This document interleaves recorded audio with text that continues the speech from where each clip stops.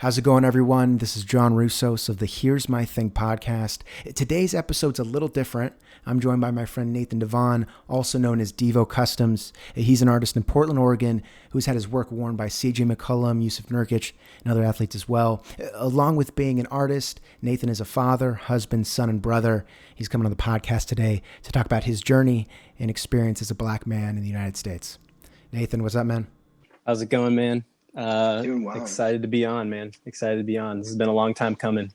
It has, dude. It has. I think we obviously talked a little bit before this, but 2018, August, around that time, was when it's been in the ether. We've been talking about this for a minute, so glad we can finally make it happen. Absolutely.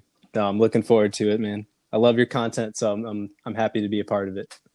Appreciate it, man. Appreciate it. And same to you. Obviously I've known you relative last 2 years, but and what your brand is, but I'd love to hear it in your words, how DeVoCustoms came to be, the origin story, if you will. For sure. Yeah, I'll jump right into it. So yeah, Nathan DeVaughn, grew up in Minneapolis, Minnesota, and a kid really from the beginning who loved sports and art. So if I wasn't outside kicking a ball or shooting hoops, I was inside, drawing, watching cartoons and drawing the cartoons I was watching. So those two were definitely things I was passionate about, but never saw really a career path in those, and was never really told that there was a career path in those. But still was passionate about it. Played sports throughout high school, then went to the University of Portland and ran track there. When I got to Portland, I knew that Adidas, that's when I figured out that Adidas and Nike and the sportswear industry in general was out here. And so once I figured that out, I was like, I love sports. I got to find a role in this field. And so landed an internship actually with Adidas after I graduated. And it was there that I figured out that there was like my dream job, which was a graphic designer at Adidas. So like, these are people who sit in Illustrator, Photoshop all day, design t-shirts for a major sports brand like this. It felt like it was my calling, my two passions, but I had like zero experience, right? So I didn't know anything about Photoshop, Illustrator. I'm going up against candidates who have that type of experience, went to art school. So I was left with not really many opportunities, a few interviews here and there, but I was still super passionate about it. And, I decided to like try to make my portfolio look a little bit different.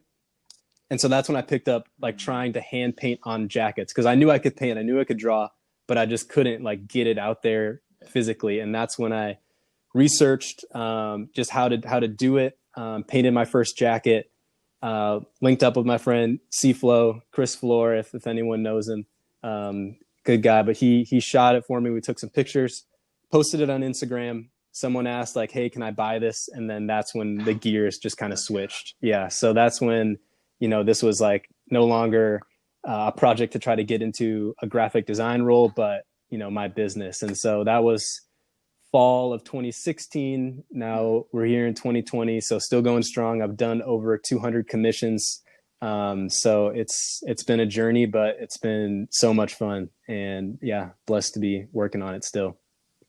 That's awesome. Does your work now, does that cross over with what you're doing at Adidas in any way? That's a great question. I'd say yes and no. So I do marketing at Adidas, product marketing. So we collaborate with the designers. I'm not the one in there, obviously, in Photoshop and Illustrator, but we like brief the designers based on like what we think will sell. And there's like feedback rounds, and that's definitely the most fun part of the job. And so I think the designers appreciate someone in marketing who has kind of a more of an art brain. So I can kind of relate to a little bit more of what they're trying to express at times. At least I think so. And so that's, I guess, where some crossover plays in.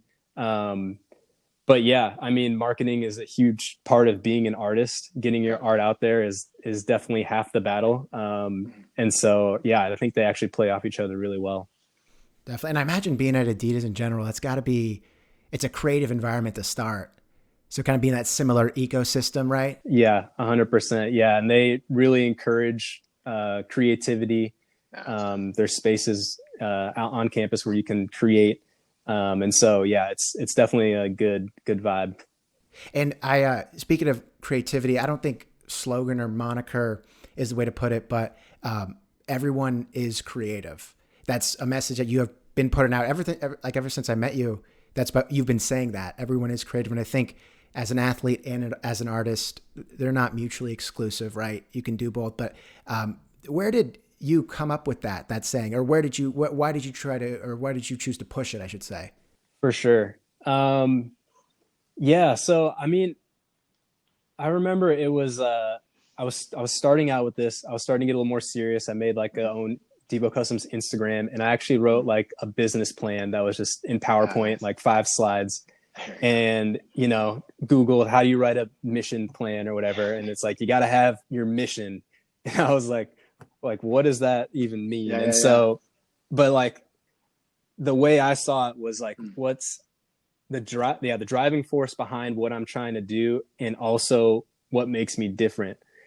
So, I mean, I think with my work, my competitive advantage right now, let's back up. There's a ton of people who do art, right? There's a ton of people who do DIY, shoes, apparel. There's a ton of people that are better than me that do it. I think I'm doing one of the better jobs at collaborating with the customer and letting them bring their creative vision to life. And so that is kind of what my like DeVoCustoms is kind of, I'm positioning it as like a vehicle to do that, to like unleash the creativity in everybody. And so that's kind of been the thing. Everybody is creative. And then I think my brand too, when people see me, and kind of one of my big things I try to push is to be creative on your own, and like go for things, do stuff like you're doing, starting your podcast, that thing that you've had on a vision board for 10 years, like to do it. And so I think like both of those kind of work together to really like push people to be creative and like, I don't know, have the confidence to really go for it. So yeah, that's kind of where it's at now. No, that's that's the best way to put it. Mission statement. That's awesome. I feel like it's kind of like, I would imagine picking favorites in children. Out of all your pieces, any of them stand out as your favorite? No, that's a great one. Yeah, I get this one a lot. And for me, it's less about like the actual art I'm doing on the jacket, but more like the story behind it. And I mean, there's really not one right now that tops the CJ Nurk kind of play off there. So like, it's a great story. Yeah. It's a great story. Yeah. So let's see, how did it even start? So yeah, I had done a piece for CJ in the past. So I had met him, but it was coming down in March of 2019. So, you know, Portland's like trying to get ready for the playoffs. The big man, Jusuf Nurkic, goes down with a gruesome injury. And so this is also funny. Saeed, my friend Saeed, he was interning with me at the time. And he noticed that everyone like around the NBA, not even like Blazers, everyone was posting about Nurk right now. Like, and you could just tell the whole city of Portland felt it. The NBA felt it. And he was like, this could be like an opportunity. Like, what if you made one for Nurk? And I was like, and it was honestly his idea. And I was like, wow, that's a great idea. I know CJ. I wondered like how I can use that relationship to like do something to celebrate him and do it in a way that's not like capitalizing on this like really unfortunate event, but like do it in a way that celebrates it. So yeah, ended up making a jacket for CJ that said Bosnian Beast on it. Gave it to him the last game of the season. And I honestly didn't really expect him to wear it because he always wears suits for playoffs. Like he had never, and then I think it was game 4 against the Nuggets. He walked in wearing it. And then, yeah, like Trailblazers posted it, League Fits, Bleacher Report kicks, like all this stuff. And like people are hitting me up, like my phone just didn't stop vibrating the entire night. So it was awesome. And so like everyone saw it as like, you know, this is like what the Blazers are about, camaraderie. Like everyone's freaking out. he posts after the game, and then Nurk comments like, "I want one," and then CJ puts me in contact with Nurk. I'm talking with him, and so I make Nurk one. The funny parts of the story that a lot of people actually don't know, I made Nurk 2 jackets. The first one I made for him was too small. Oh, no way. Yeah. So I made him this one. I drove like all the way out to a Levi's outlet, got a 3XL, thinking it was big enough. Yeah. It was pretty funny. And then I made the 3XL wasn't big enough. Wasn't big enough. Sleeves were too short. How is he 7? Is he 7 feet? 6'11", something like that, right? There. He's up there, and he's a big guy too. So like it was, yeah. I didn't see him try it on, so I'd give it to him. But yeah, he said it was too short, and I was like, damn. So, and he was gonna wear that for Game 7 of the Nuggets series, and so like if they would have lost that game, I wouldn't have had another shot to make one for him. Ended up winning. CJ, of course, goes off, so that was crazy. But yeah, and then so I gave. And so I made another one for Nurk, but this time I really focused it around CJ. He had just come off this amazing game, and Game of Thrones was super big at the time. And so I made CJ a picture of him sitting on the Iron Throne. I actually have never watched Game of Thrones in my life, but yeah. So then I made that, and then I gave that to Nurk, and Nurk gave me his jacket this time, so I knew it would fit. He gave me one that he had in his closet, and so gave it back to him, and then he wore it. Game 3 of the Warriors series. And then that one blew up as well, probably even bigger. And then, yeah, just kind of same thing, league fits, like Yahoo Sports, Twitter, Instagram. So crazy. Yeah, crazy. And then ended up getting interviewed by local news. So that was fun. Is that Morgan Day? Yes. Day Nice. Morgan Day in Oregon. And so, yeah, I guess more of the story is like people bought in to like just that genuine story, I feel like. And so that is kind of, when I look back at it, like, and look back at like other brands who can do it, it's like you find that like genuine story that people can get behind. And then like, that's sort of how it happens. 100%. If you will. So yeah, super long-winded, but that's the that's great. I love that. Those are my favorite jackets. No, that's awesome. And I didn't know that piece about the size not fitting. I thought that's great. That's funny. For everyone, I think a lot of people can relate when I say painting's not easy at all on a canvas, but doing it on clothing. And I've seen some of and you don't know, a denim jacket is firm, but I've seen you do on like athletic shorts.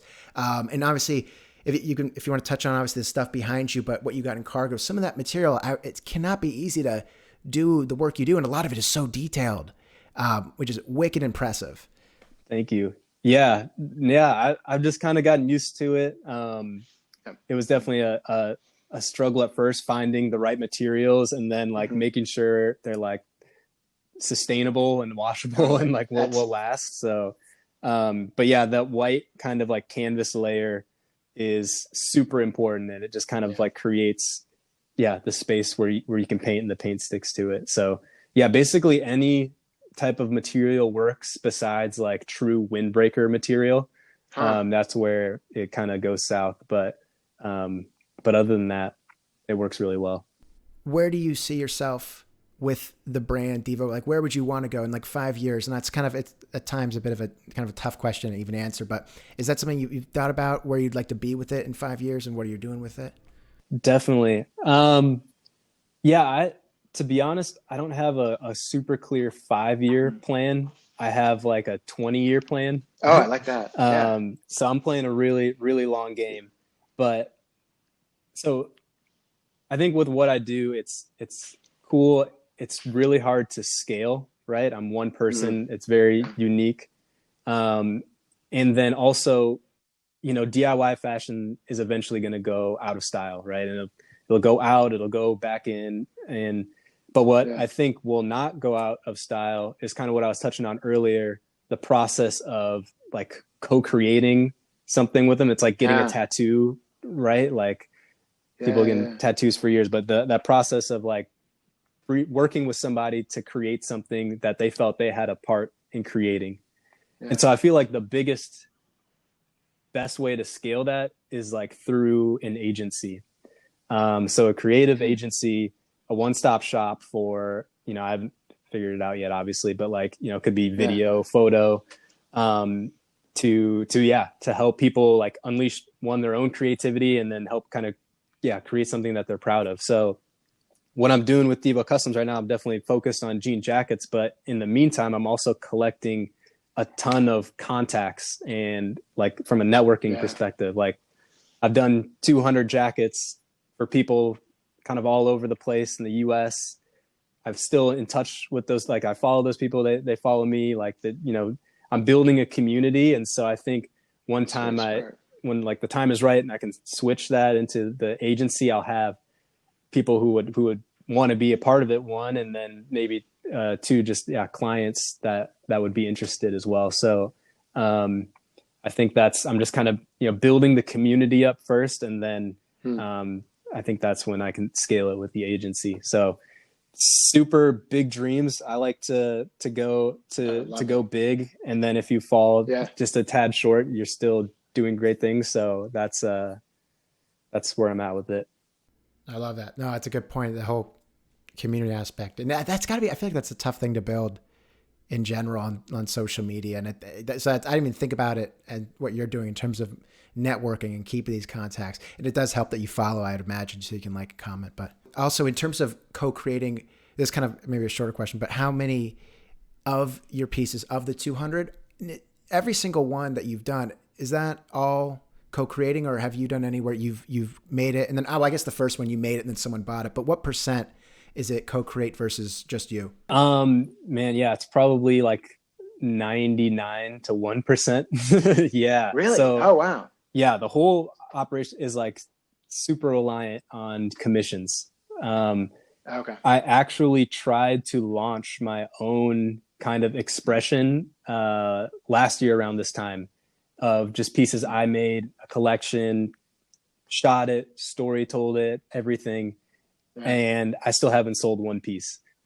And so that was like a huge wake up call of like, I had this was coming off like working with CJ and Nurk after being on the news, and I'm still trying to like, and I still can't make like a sale of something that I'm putting out there.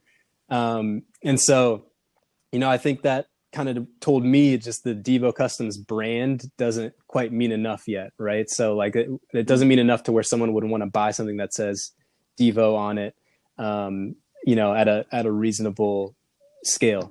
So I am kind of holding off on my own collections for the time being, and still working on those commissions. And once that community I feel is big enough and, nurtured enough, I guess, then I think I can go back and sort of launch some of my own, like more my own sort of artistic vision.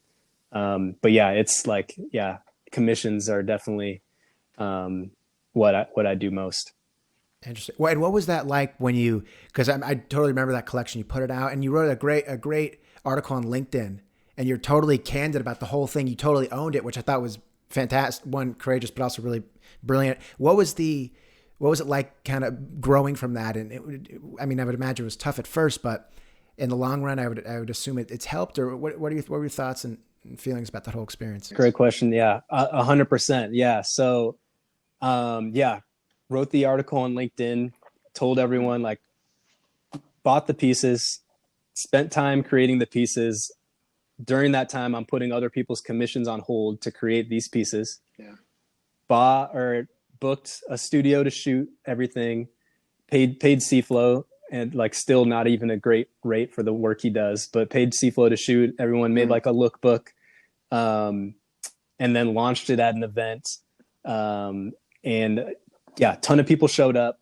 Right. And a ton of people are posting about it and stuff too. So I think that was great. And maybe that was one thing I did kind of take away is probably some more engagement, followers and stuff like that, but really not much for what I think I invested in it. But yes, to not sell anything. So that's, painting the backstory. I think, what I learned definitely is I'm not ready yet. People aren't ready yet to buy DeVoCustoms, the brand. That tells me I got to work on making people care about DeVoCustoms, the brand. And so that's, again, going back to the community aspect of it. That's like making content that's maybe just like about me more than just kind of like posting jackets up there. Like, this is for this person, this is for this athlete.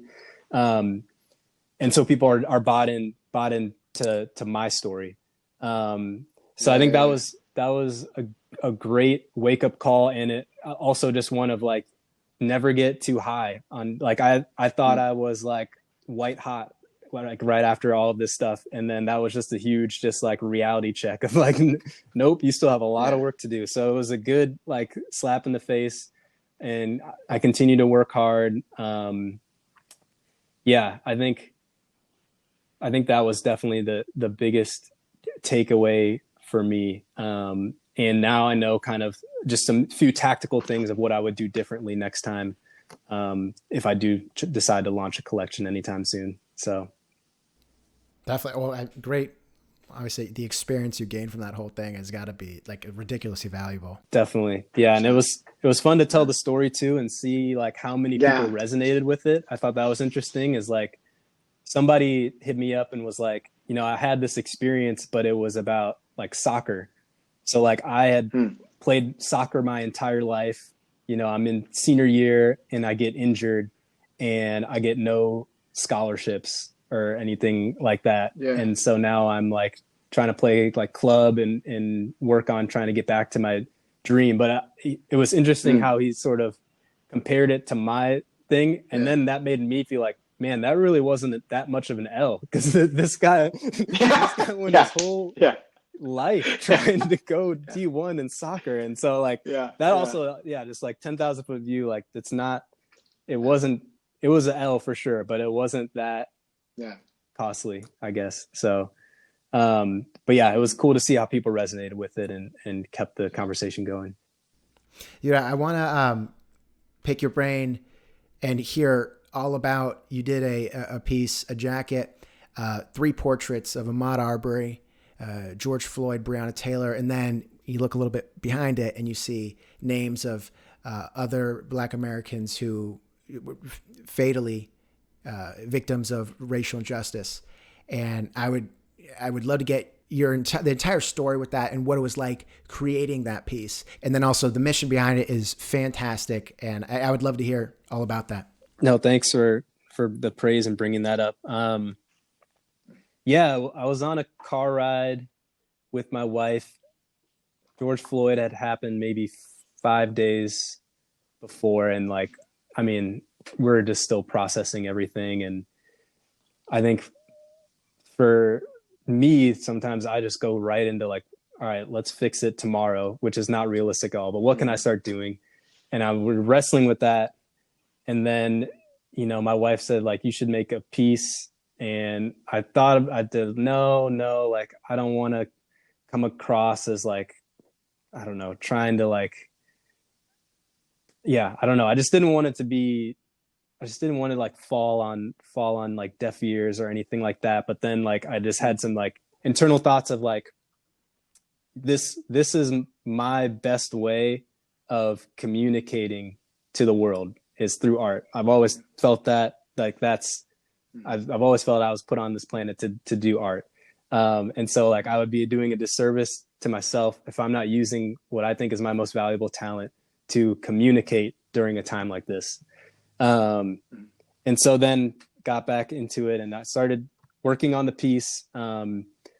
Those 3, right, were definitely like the most recent ones at the time. The most relevant and I think eye grabbing from a news perspective for people to relate to. So I chose them, did a design, Black Lives Matter. After I was like, you know what, it just didn't feel like it was powerful enough with just the 3 in there, which is, still saying something. And then that's when I wanted to add just the names of other people who had suffered. And so ended up writing all of those around the design. And I was wrestling with like what to do with it.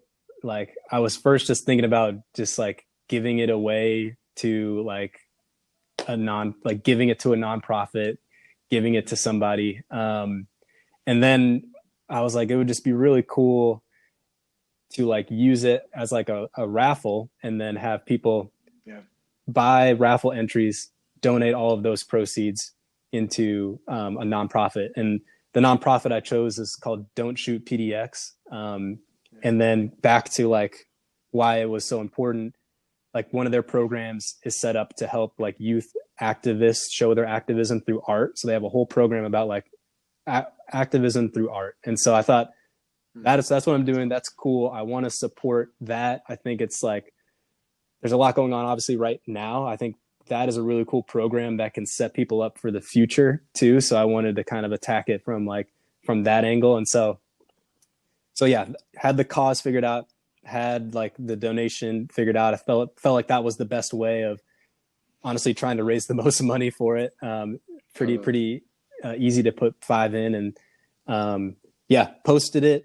And I honestly didn't expect to break $1,000 for a $5 raffle entry fee, and it broke 1,000 in the first hour.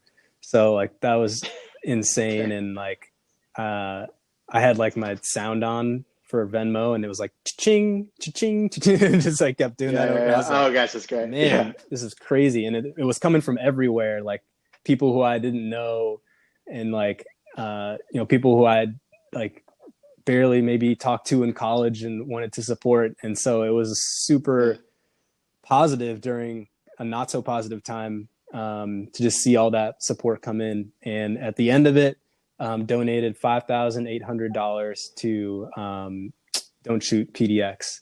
And so that was awesome. And then I got Adidas to match a little bit of that too. So that's awesome. Yeah, a lot of money towards a good cause, and couldn't have done it without everybody supporting in the community. So yeah, it was fun. It was a lot.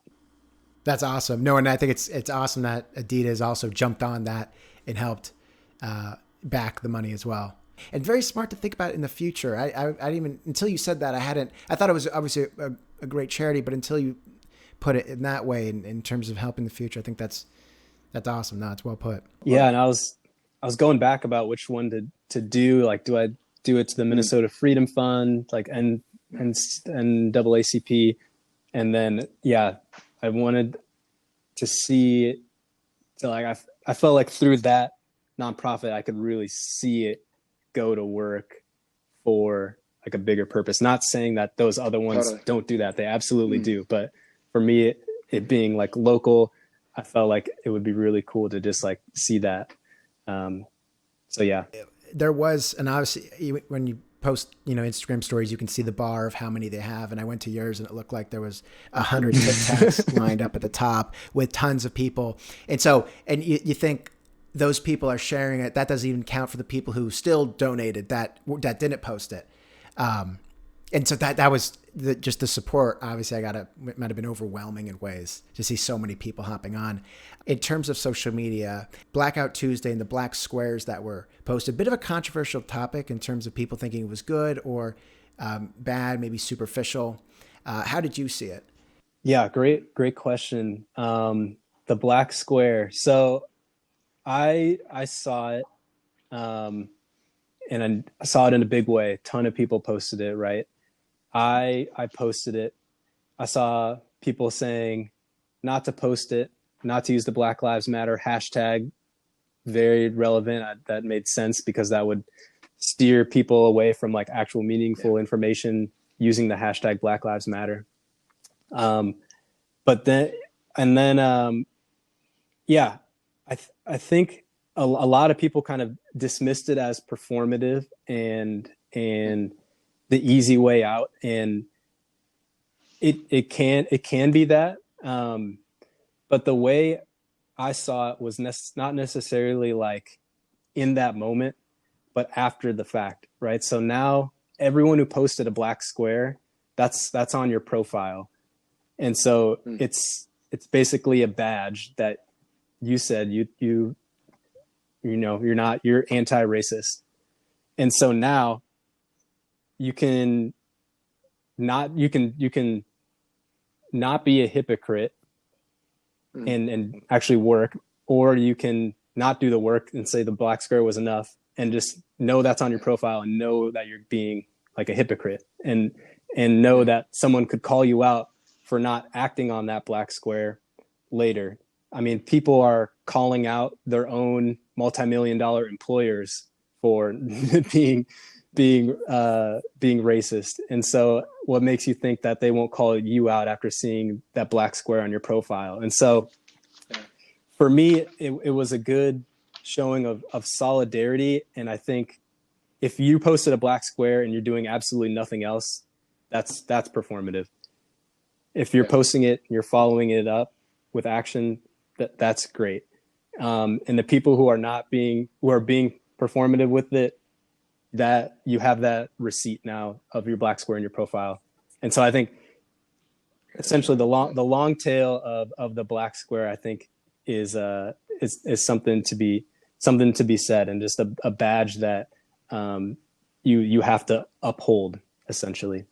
So yeah, I'm in favor of it. In the moment it was definitely hard to navigate, but now I think it definitely represents something if you're doing stuff to protect that black square that's on your profile. Yeah.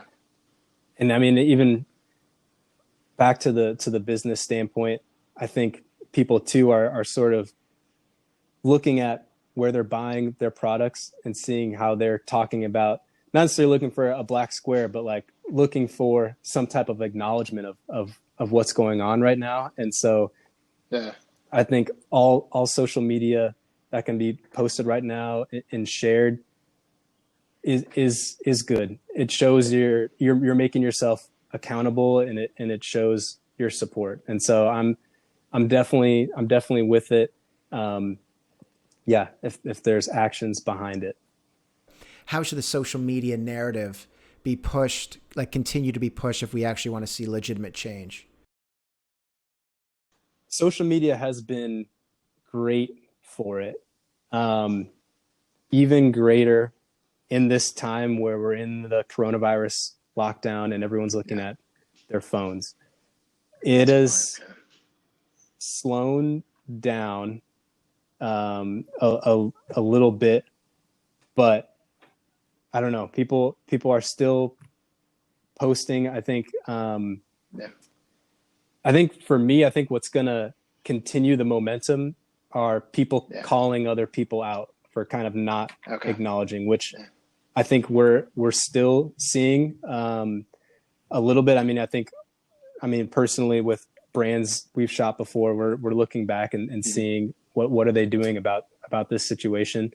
And so I think anti-racism is definitely a lot about holding people accountable and jumping in. Totally. And so I think people are embracing that. And I think through social media, I think if you're scared of getting canceled, like do something, you know what I mean? So I think, totally.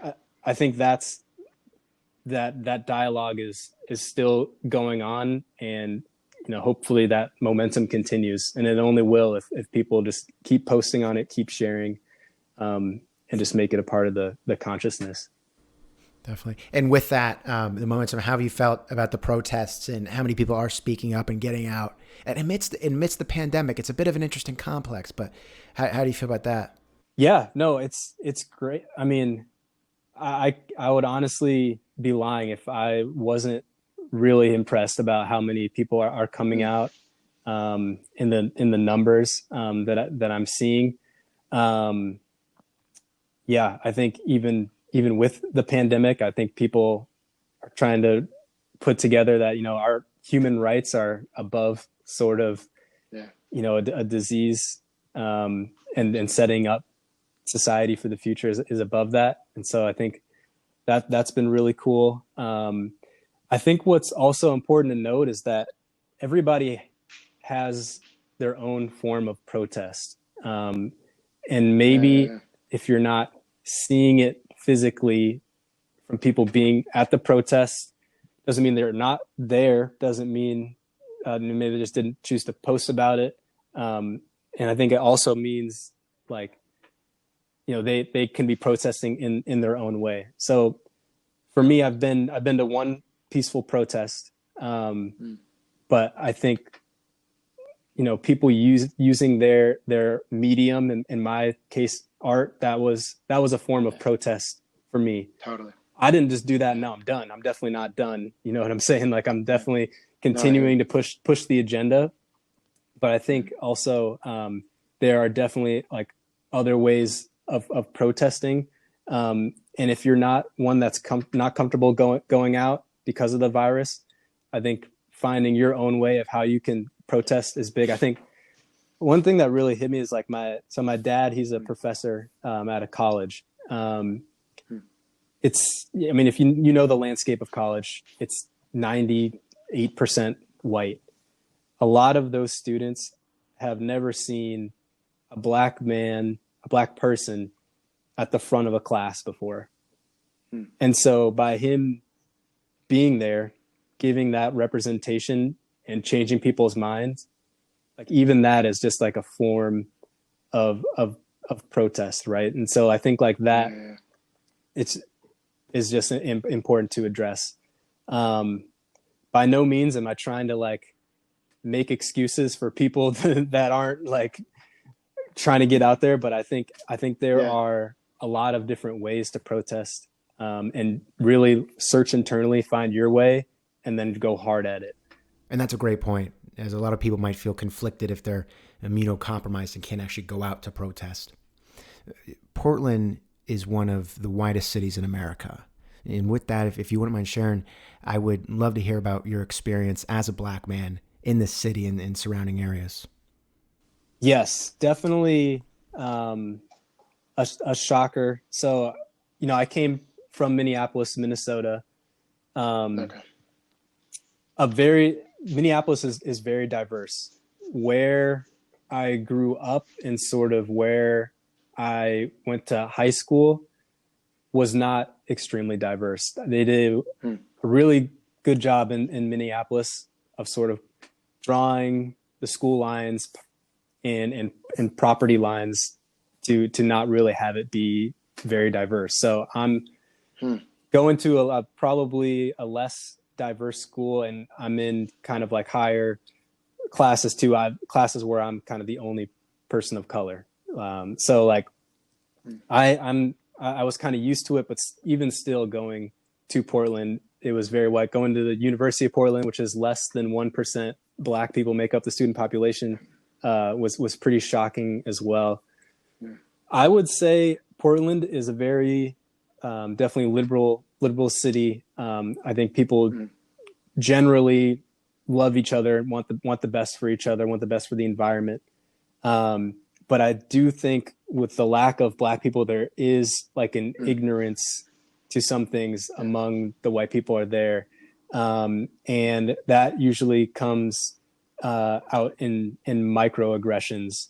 And that's kind of the racism that they employ. It's not explicit where it's like, obviously everyone knows what explicit racism is, but a microaggression of stuff I've gotten, like, you're so articulate, you don't talk like you're black. And all of those are just signs that you just don't know black people. Like, you just haven't been around.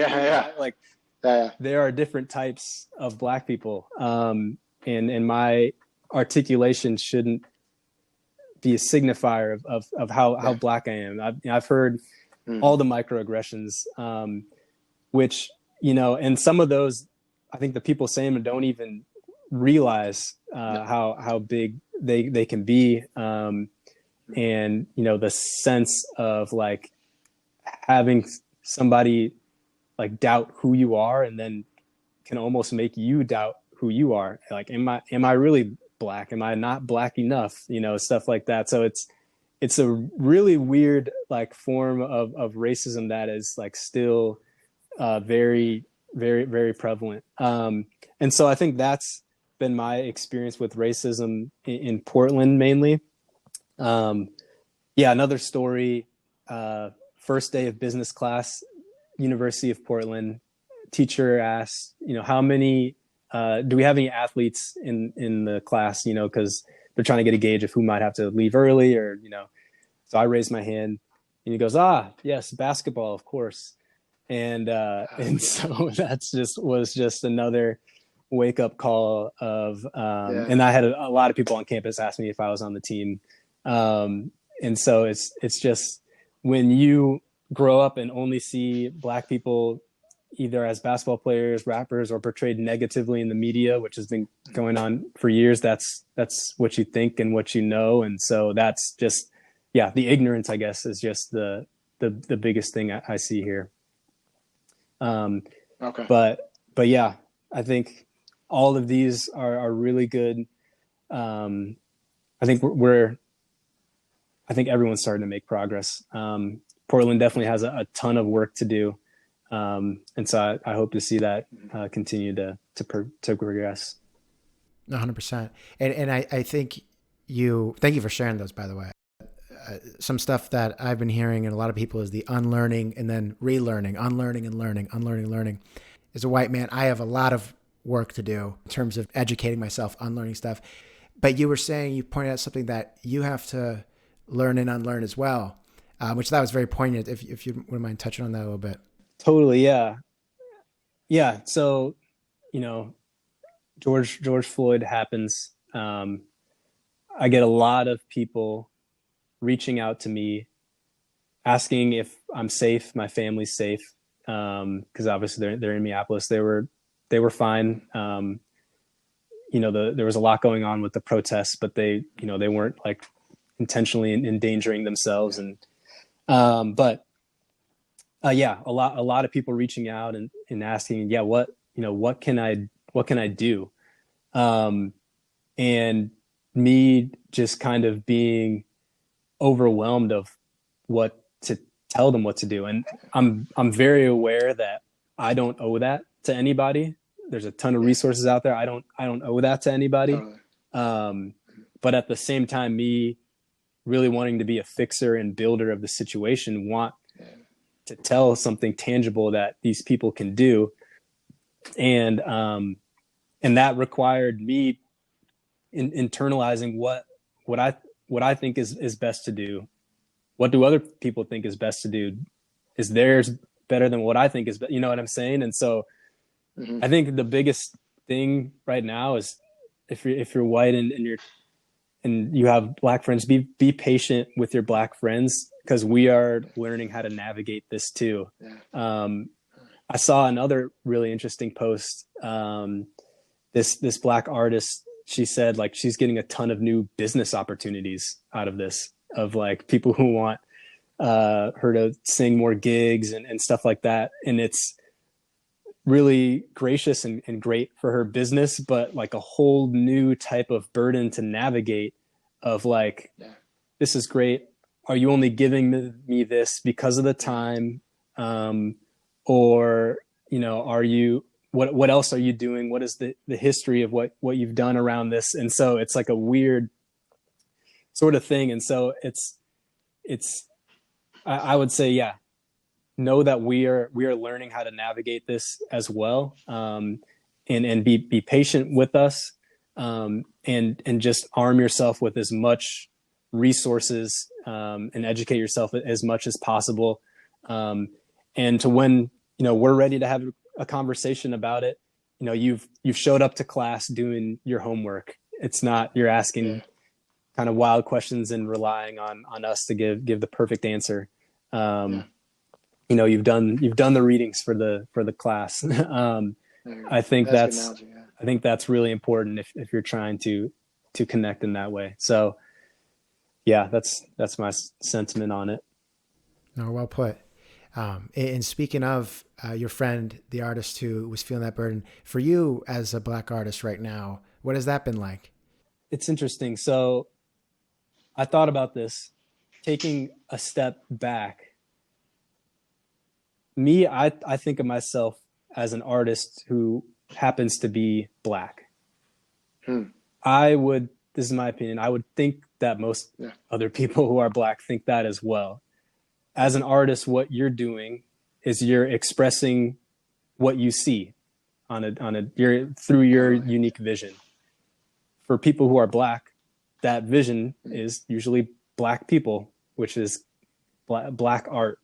And it has, its own attitude. So it's interesting how it's kind of become a genre. But it's really just being an artist and expressing sort of what you see. So that's one, how I think about it. I think also too, as an artist, right, we're hard-headed. So like, we are going to paint our vision regardless. Like, even if people aren't messing with it, we're going to make the most black piece of art out there. And that's fine. So I wouldn't say that being a black artist maybe necessarily holds you back as much as other career, right? Like, so if I was like a black real estate person, that's going to hold me back a lot more. I think that is going to be tough to navigate. But not to discredit that black artists don't get enough exposure. We definitely do get more exposure, but I think, part of being an artist is sort of putting your own vision out there and seeing who picks it up. I think what's cool now, right? A lot more people are searching for it. More people are looking for it. It's more trending on social media now, where people kind of haven't been searching for it before. So I think it's more sought after. But yeah, I think it's just interesting wrestling with like being, an artist who happens to be black. Okay. Thank you for sharing that, man. And thank you for coming on and talking. I'm going to let you go in a bit, but before I do that, now's your time to plug anything or give a shout out, whatever it might be. For sure. So I think overall, generally, there's a lot you can do to support. I think one thing that I've been definitely going with recently is supporting black businesses, and black artists, that those dollars are going right back into the community. And so every dollar spent is super powerful in that way. And just to shout out a kind of a creative individual that I've recently started to dive into his content. His name's Bima Williams, and he runs a podcast called Claima Stories. And it's a series that's really dedicated to so he basically has guests. They're people of color who work in the sportswear industry, all sorts of functions, designers, marketing, and they tell their story. The whole thing is geared to get more people of color into sportswear, into their dream jobs. I think it goes back to the classic thing. It's never been the talent pool. It's just the networks, I think, that can plague the black community, just the awareness and accessibility. This guy's doing a really great job of bringing those stories to light, and really, helping with representation, which is just a huge part in all of this.